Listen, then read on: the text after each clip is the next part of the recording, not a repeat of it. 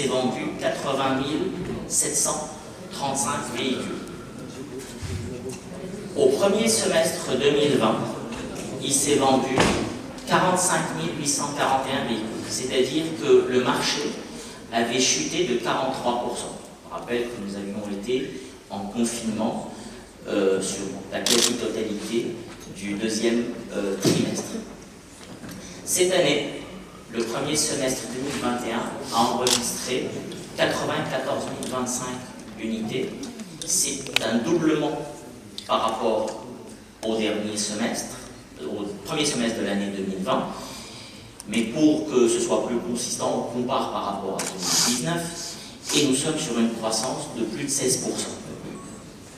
Alors, lorsqu'on compare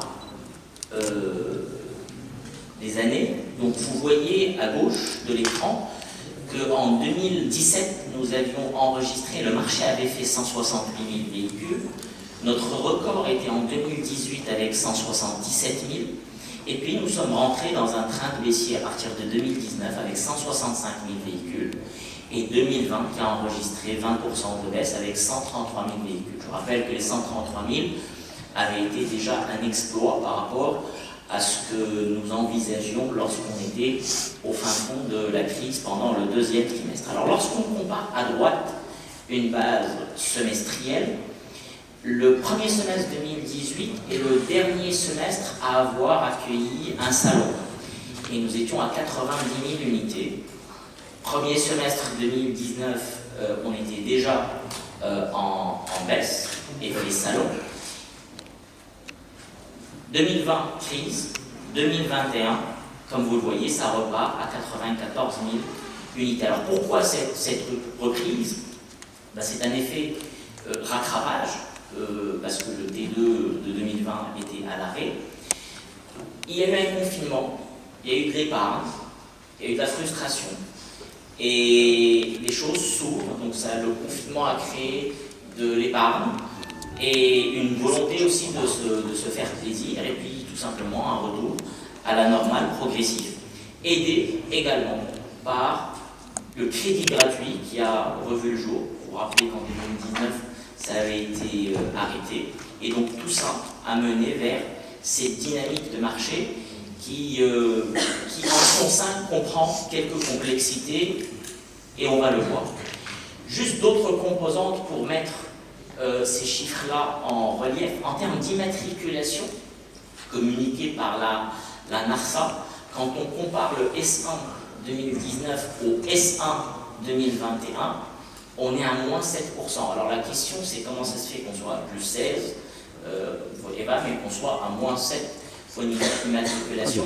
Alors ce qu'il faut savoir, c'est qu'il y a un backlog sur le premier semestre d'immatriculation qui est important. Donc nous enregistrons les ventes quand elles sont livrées aux clients. Maintenant, il peut s'écouler 2 mois et demi avant que l'immatriculation se termine globalement. Au niveau des mutations, on voit que ça revient là aussi à la normale, progressivement, avec une tendance annuelle de 550 000 mutations, grosso modo.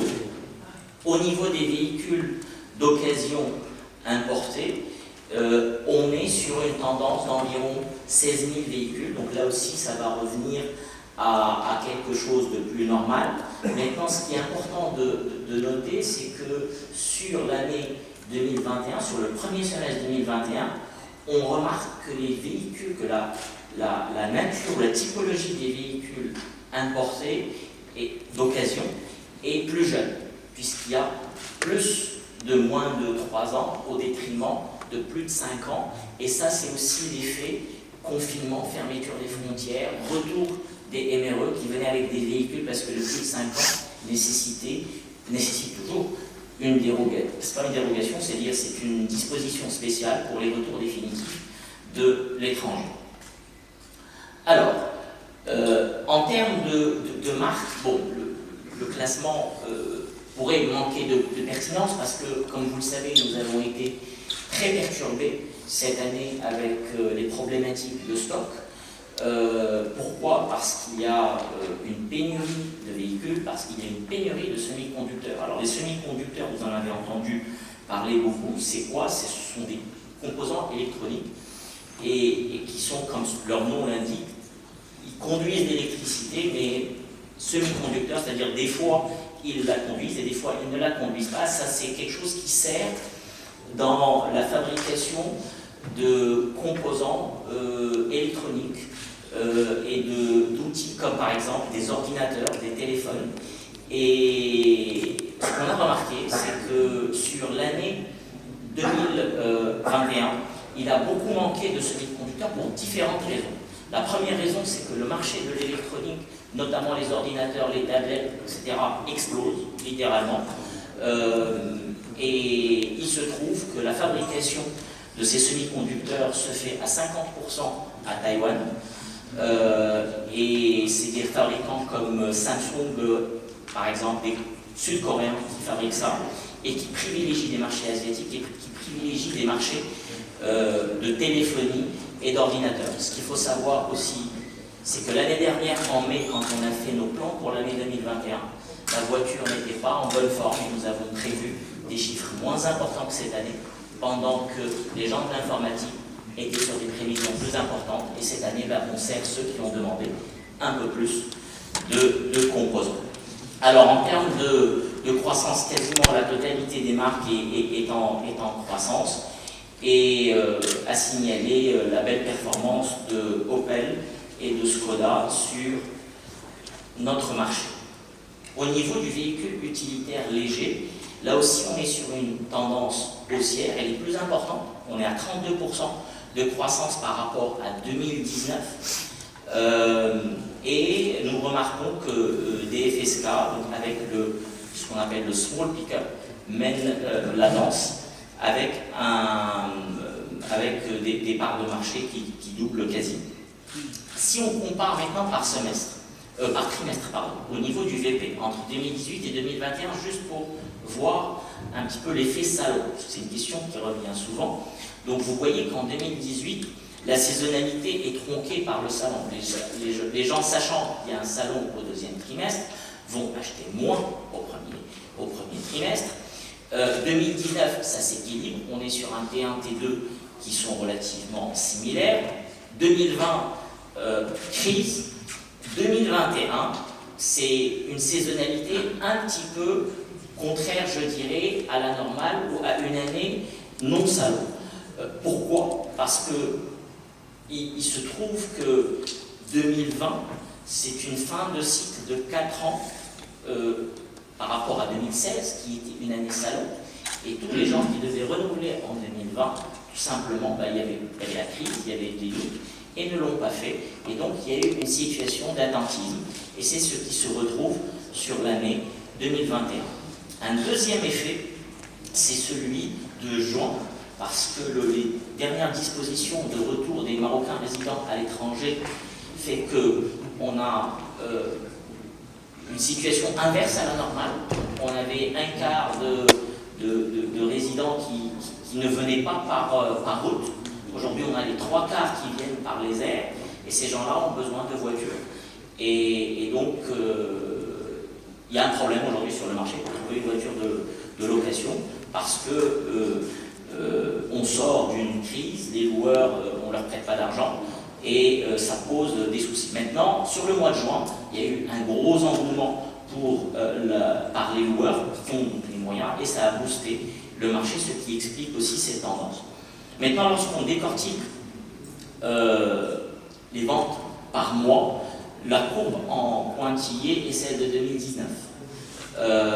2020, cette courbe, on l'a beaucoup vue l'année dernière en U, mais par rapport à 2019, vous voyez que la croissance a été automatiquement plus soutenue cette année qu'elle ne l'a été en 2019, avec un gap sur le mois de juin où il y a eu vraiment un décrochage, et c'est dû entre autres à cet effet loueur que j'expliquais tout à l'heure. Au niveau de l'utilitaire léger, la tendance est la même, sauf que le gap entre 2019 et 2020 et 2021 est plus important, parce que la croissance est plus importante. Je rappelle qu'elle a été de 32%, et elle est tirée essentiellement par le pick-up et le van cargo. Alors dans l'utilitaire, je rappelle qu'il y a 3 segments, le pick-up, le van et le minibus. Alors, le minibus se porte mal parce que dans le minibus, il y a deux sous-segments. Il y a le transport du personnel et il y a le transport touristique. Le transport du personnel se porte bien parce que sous l'effet du Covid, là, il fallait faire de la distanciation, il a fallu mettre plus de véhicules, mais le segment du transport touristique est totalement à l'arrêt.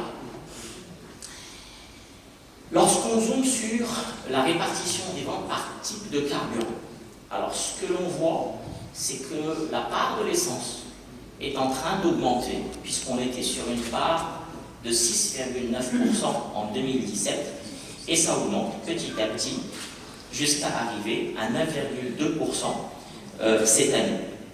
Alors ce ne sont pas des motorisations essence pure, parce que c'est poussé essentiellement par l'hybride qui est quasi exclusivement en essence. Et ce que vous voyez sur le graphique d'à côté, c'est le comparatif des volumes S1 des véhicules dits à énergie alternative, hybrides ou électriques, puisqu'on a atteint un volume de 1134 unités, et dans lequel vous avez 156 qui sont hybrides rechargeables. Donc la dynamique se confirme, l'augmentation est spectaculaire, même si on reste sur des petits volumes.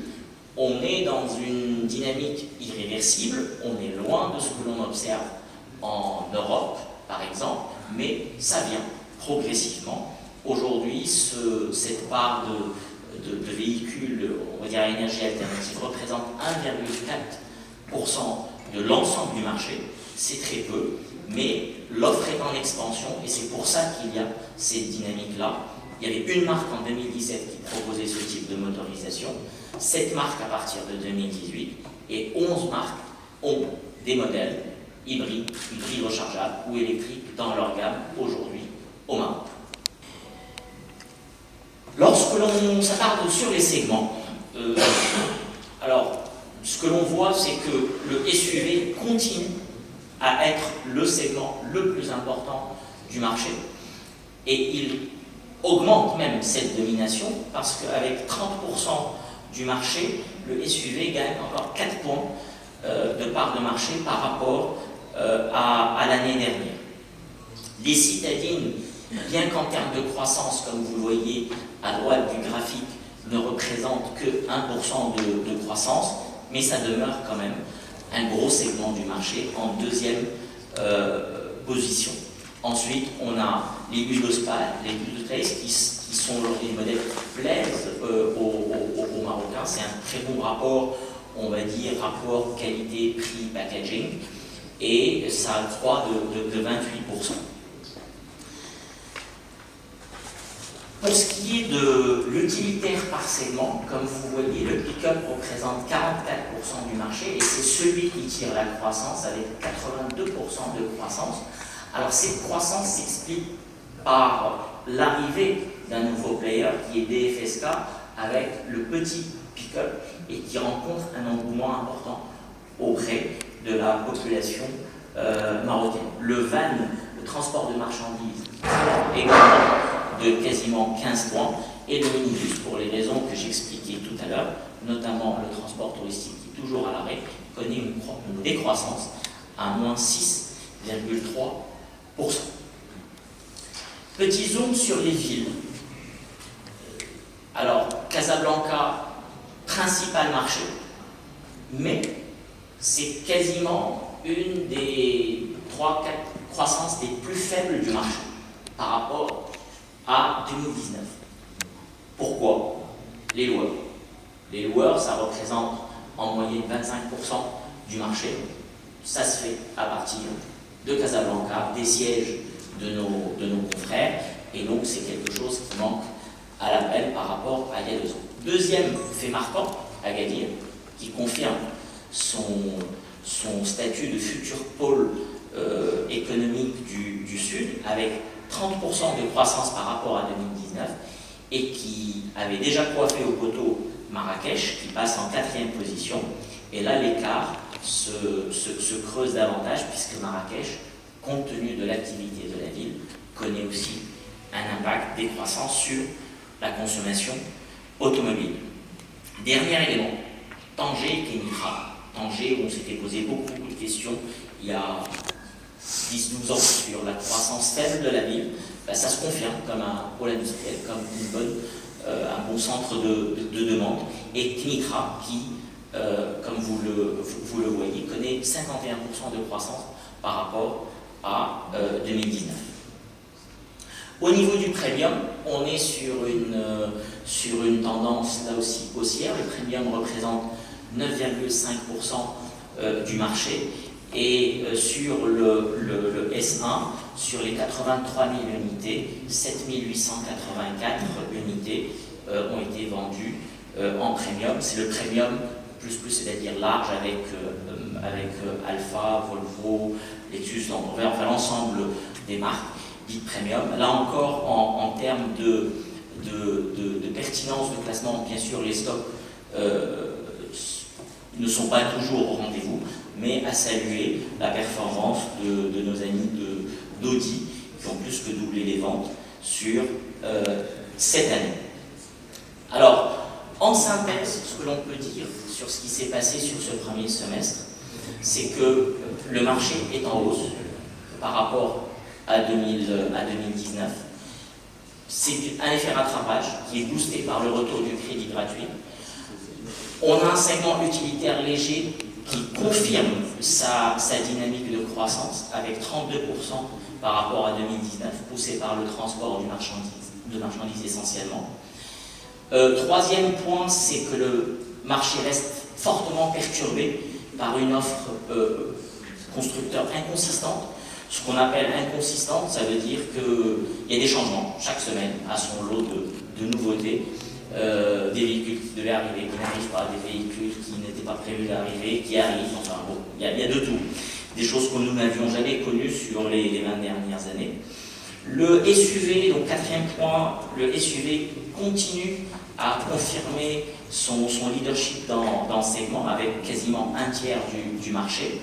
Le premium qui revient à une tendance normale, je rappelle que le premium a toujours été plus résilient que le généraliste. Le premium avait toujours surperformé le généraliste, et que ce soit dans les hausses ou dans les baisses, excepté sur les 2 ou 3 dernières années, sous l'effet d'un certain nombre d'effets, notamment ce qui s'est passé avec l'administration fiscale, avec les professions libérales ou autres, qui avaient un peu échaudé cette clientèle-là. Mais là, on revient à une tendance normale après les amnisties qu'il y a eu, après la normalisation de ces relations qu'il y a eu sur les 2 dernières années. 6e point, Casablanca qui connaît une faible croissance parce que les loueurs ne sont pas au rendez-vous. Je rappelle qu'en 2019, les loueurs ont représenté plus précisément 26% du marché. Donc le secteur touristique qui est toujours à l'arrêt, malheureusement, ça nous impacte aussi pour ceux qui font du transport touristique. Et enfin, ce segment des véhicules à énergie alternative qui commence à s'accélérer progressivement. Bon, c'est 1,4% du marché, mais on est sur une tendance de fond sous l'effet de l'offre des constructeurs. Alors pour S2, nous pensons que ce rythme de croissance observé sur le premier semestre va continuer. Néanmoins, il est, on va dire, fragile parce qu'il est soumis à cette pression de l'offre par les constructeurs que nous ne maîtrisons pas. Donc si tout va bien, on devrait boucler une année en croissance s'il y a des voitures à vendre. 3e point, le contexte sanitaire qui, comme vous le voyez, n'est pas encore super stable. Au moment où on s'était dit qu'on était sorti d'affaires, on voit qu'il y a des choses qui pointent à l'horizon et qui pourraient venir contredire un petit peu nos prévisions. Donc voici ce qu'on avait à dire sur ce qui s'est passé ce premier semestre brièvement.